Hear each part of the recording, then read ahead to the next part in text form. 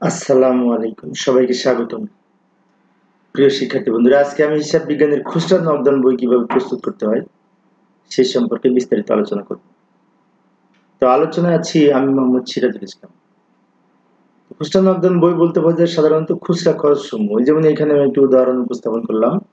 Rajshahi board 2022 সালে এই খুচরা নকদানটি এসেছিল।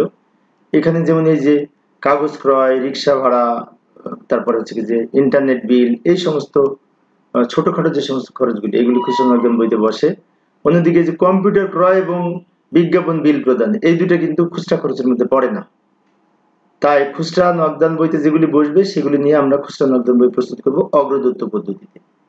খুচরা নকদান বই প্রস্তুতের জন্য সবার উপরে লিখবো খুচরা নকদান বই, এর নিচে আমরা ছক অঙ্কন করব। ছকের উপরে এই যে প্রাপ্তি ডেবিট ক্রেডিট লিখবো, লেখার পরে প্রাপ্তি তারিখ বিবরণ, প্রাপ্তি তারিখ বিবরণ লিখবো। তারপরে এখানে লিখবো ভাউচার নং মোট প্রদান, এবং এইখানে খুচরা খরচের বিবরণ লিখবো, খুচরা খরচের বিশ্লেষণ করে লিখবো কি কি খুচরা খরচ আছে। কিছুক্ষণ আগে আমরা যে অঙ্কটি দেখলাম সেই অঙ্কে কি ছিল, মনিহারি ছিল, তারপরে এই যাতায়াত খরচ ছিল রিক্সা ভাড়া, এরপরে ডাক ও তার খরচ ছিল এবং বিবিধ খরচ ছিল। তো এই হচ্ছে খুচরা নকদানের ঘর ছক। তো বাম দিক থেকে আমরা প্রথমে প্রাপ্তির ঘরে লিখবো প্রাপ্তির পরিমাণ, তবে এখানে লিখবো ব্যালেন্স বিডি। ব্যালেন্স বিডি বলে যত টাকা নগদ উদ্বৃত্ত ছিল খুচরা নকদানে সেটা লিখবো বাম দিকে। 150 টাকা ছিল অঙ্কে ছিল 150 টাকা।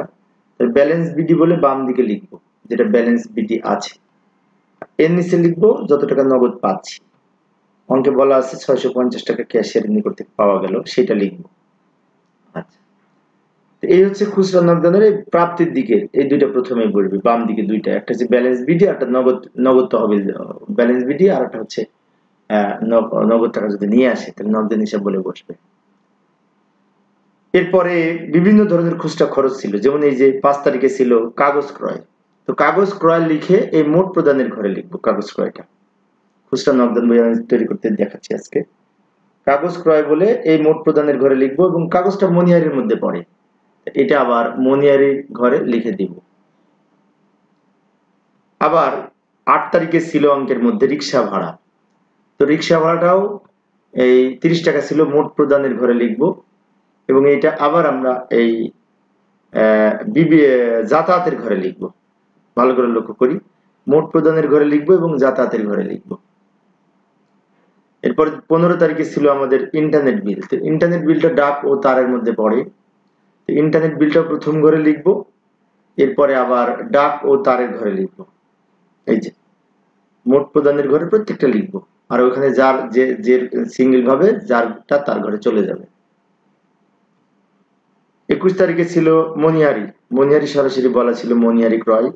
তো মোট প্রদানের ঘরে লিখবো 80 টাকা এবং এটা আবার আমরা কি করব, ওই মনিহারির ঘরে লিখবো।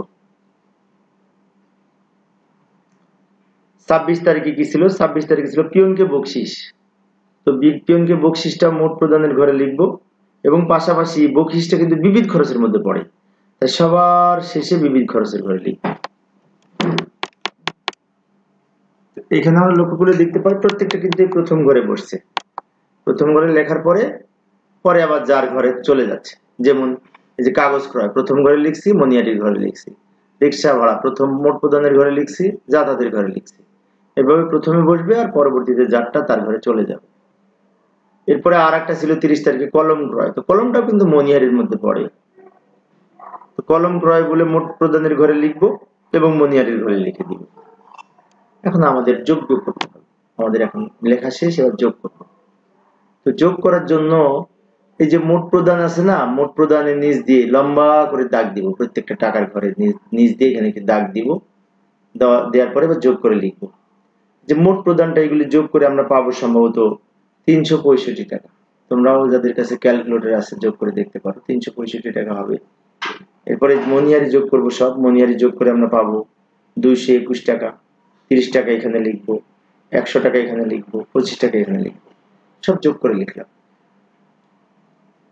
এরপরে কি করব, এইখানে একটি দাগ দিব নিচে, দেওয়ার পরে এই যে 365 এটা নিচে দাগ দিব, কিন্তু এই মোট প্রদানের ঘরে এখানে একটু ফাঁকা রাখবো। ফাঁকা রেখে এখানে দাগ দিয়ে বাম দিকেও দাগ দিব।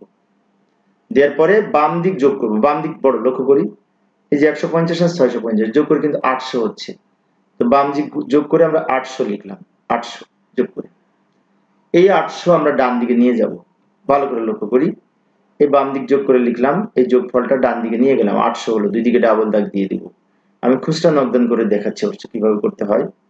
এবার কি করব, এই 850 থেকে 365 বিয়োগ করব, আবারও বলছি এই 850 থেকে 365 বিয়োগ করব, বিয়োগ করে যে টাকাটা হবে এই গ্যাপে লিখবো, এই গ্যাপে এখানে লিখবো, ব্যালেন্স বিডি বলে এখানে লিখবো, সরি ব্যালেন্স সিডি বলে এখানে লিখবো, কারণ এটা সমাপনী উদ্বৃত্ত, তাই ব্যালেন্স সিডি হবে। এবার এই যে ভালো করে লক্ষ্য করি এই টাকাটা কোথায় পেলাম, ব্যালেন্স সিডি টাকাটা এই যে 800 টাকা থেকে উপরে 365 টাকা বিয়োগ করে 435 টাকা হয়েছে, এটা হচ্ছে ব্যালেন্স সিডি মানে সমাপনী উদ্বৃত্ত খুচরা নকদানের। এবং এই 435 টাকা আবার এই নিচে চলে আসবে, নিচে এই বাম দিকে নিচে চলে আসবে, ব্যালেন্স বিডি নামে নিচে লিখবো, এই বাম দিকে প্রাপ্তির সাইডে। আবারও বলছি লক্ষ্য করি, এই যে ব্যালেন্স সিডি হলো 435 টাকা, ওটা আবার বাম দিকে চলে আসবে, ব্যালেন্স বিডি নামে লিখবো। এবং অগ্রদত্ত পদ্ধতিতে এই যে 365 টাকা খরচ করেছি ওটা আবার এখানে নকদান হিসাব বলে বাম দিকে লিখতে হবে। এই লাস্টে অনেক শিক্ষার্থীর একটু জটিল মনে হয়, এই যে এখানে ব্যালেন্স সিডি 435 টাকা যেটি ছিল সেটি প্রথমে লিখবো ব্যালেন্স বিডি নামে, এবং যত টাকা খরচ হয়েছে 365 টাকা ওইটা আবার বাম দিকে লিখে মোট 800 টাকা পূর্ণ করতে হবে, কারণ অগ্রদত্ত পদ্ধতিতে মোট উদ্বৃত্ত যে অগ্রদত্তের পরিমাণ 800 টাকা এটা সবসময় সমান থাকবে। এই হচ্ছে খুচরা নকদান বই। এখানে আমরা অবশ্যই যে যাতায়াত খরচ, ডাক ও তার বিবিধ খরচ এগুলো কিন্তু সংশ্লিষ্ট খতিয়ানে লিখতে হবে, তাই আমরা এখানে একটা কথা লিখে দেবো খপ্রি, এবং আর একটা কথা লিখে দেবো প্রতিটি ঘরের যোগফল সংশ্লিষ্ট খতিয়ান হিসাবে লিখতে হবে, ডেবিট দিকে লিখতে হবে, কথাটা লিখে দিব। এই হচ্ছে খুচরা নকদান বই। এবার এখান থেকে খতিয়ান কিভাবে করবো সেটা দেখবো। খতিয়ান আমরা চলমান জের ছকে করতে পারি, এই যে চলমান জের ছকে আমরা মনিহারির খতিয়ানের ছক অঙ্কন করলাম, খতিয়ানের ছক তো পারি তাই না, তারিখ, বিবরণ, জাবেদা পৃষ্ঠা, ডেবিট ক্রেডিট, জের ডেবিট ক্রেডিট এটা। এবার প্রথমে তারিখের ঘরে লিখবো মে 31 শেষ তারিখ, মনিহারি কয় টাকা ছিল, মনিহারি যত টাকা ছিল আমরা এখানে খুচরা নকদান বলে ডেবিট দিকে ওই টাকাটা লিখবো, এই যে 210 টাকা। এখন অনেক শিক্ষার্থীর মনে হতে পারে 210 টাকা কোথায় গেলাম, তাই না, কিছুক্ষণ আগে যে খুচরা নকদান করেছি ওখানে মনিহারির যোগফল হয়েছিল 210 টাকা, সেই 210 টাকা লিখলাম ডেবিট দিকে, নাম লিখবো খুচরা নকদান হিসাব, কারণ এটার জন্য জাবেদা হবে, শেষে জাবেদা হবে মনিহারি খরচ ডেবিট খুচরা নকদান ক্রেডিট, মনিহারি খরচ ডেবিট খুচরা নকদান ক্রেডিট, তাই মনিহারি হিসাবে ডেবিট দিকে টাকা লিখেছি খুচরা নকদান বলে। আরেকটা খতিয়ান ছক অঙ্কন করবো যাতায়াত খরচ, তো যাতায়াত খরচে সেম লিখবো শেষ তারিখ দিয়ে, এখানে লিখবো খুচরা নকদান হিসাব বলে যাতায়াত খরচে যত টাকা ছিল 30 টাকা ছিল সম্ভবত রিক্সা ভাড়া, ওইটা লিখবো এবং এই 30 টাকা এই ডেবিট দিকে চলে আসবে ব্যালেন্সের ডেবিটে।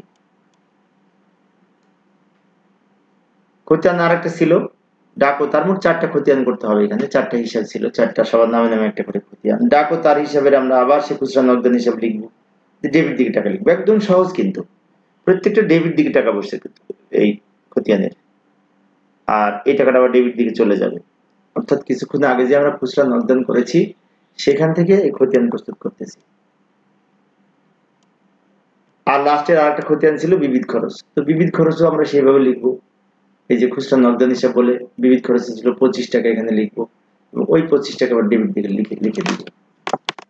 এইভাবে আমরা এই খুচরা নকদান বই প্রস্তুত করতে পারি এবং সেখান থেকে খতিয়ানে স্থানান্তর করতে পারি। এবার কি করব, আরেকটা